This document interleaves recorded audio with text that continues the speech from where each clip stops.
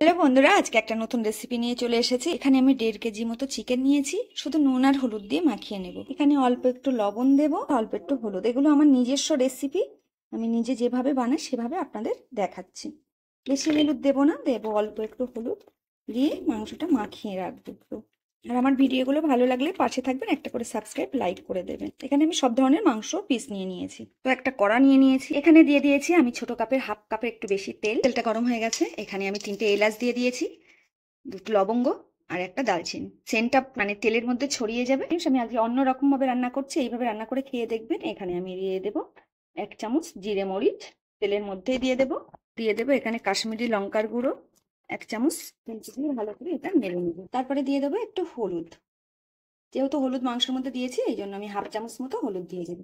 দিয়ে ভালো করে মশলাটা মেরে নেবো। এর মধ্যে দিয়ে দেবো আমি মাংস, এর মধ্যে মাংসটা দিয়ে ভালো করে আমি ভেজে নেবো। 10 মিনিট ভালো করে আমি ভেজে নেবো। তো এখানে অনেকটা সাদা তেল নিয়ে নিয়েছি চাটির মধ্যে, আর এখানে 3টে পেঁয়াজ নিয়ে নিয়েছি। পেঁয়াজটা বেরেস্তা করে নেবো। হচ্ছে মাংস কালারটা কত সুন্দর এসছে। এবার এর মধ্যে দিয়ে দেবো আমি খানিক 4টে কাঁচা লঙ্কা, একটু লাল লাল দেখে দিয়ে নেড়ে নেবো। দিয়ে আমি দিয়ে দেবো 2 চামচ আদা রসুনের পেস্ট দিয়ে ভালো করে আবার একটু কষিয়ে নেবে। বন্ধুরা দেখুন কি সুন্দর কষিয়ে পুরো কালো হয়ে গেছে। এবার এর মধ্যে দিয়ে দেবো আমি খানিকটা আলু ভাজা। খানিকটা আলু আমি ভেজে নিয়েছি, কেন আমাদের বাড়িতে আলুটা সবাই পছন্দ করে, এই জন্য আমি আলুটা দিই। তো আলুটা ভেজে নিয়েছি, ভালো করে ভেজে আমি মাংসের মধ্যে দিয়ে দেবো। এদিকে আমার পেঁয়াজ বেরেস্তাটা হয়ে গেছে, দেখতে পাচ্ছেন। পেঁয়াজ বেরেস্তাটাও দিয়ে দেবো। দেখতে পাচ্ছেন পেঁয়াজ বেরেস্তাটা দিয়ে দিয়েছি, দিয়ে সুন্দর করে আমি কষিয়ে নেব। পানি দিয়ে দেবো, অল্প একটু পানি দিয়ে ভালো করে এদিকে আমি নেড়ে নেবে। আর এইদিকে দেখতে পাচ্ছেন খুব সুন্দর বৃষ্টি হচ্ছে, ঝিরঝির ঝিরঝির করে ভীষণ জোরে বৃষ্টি এসছে।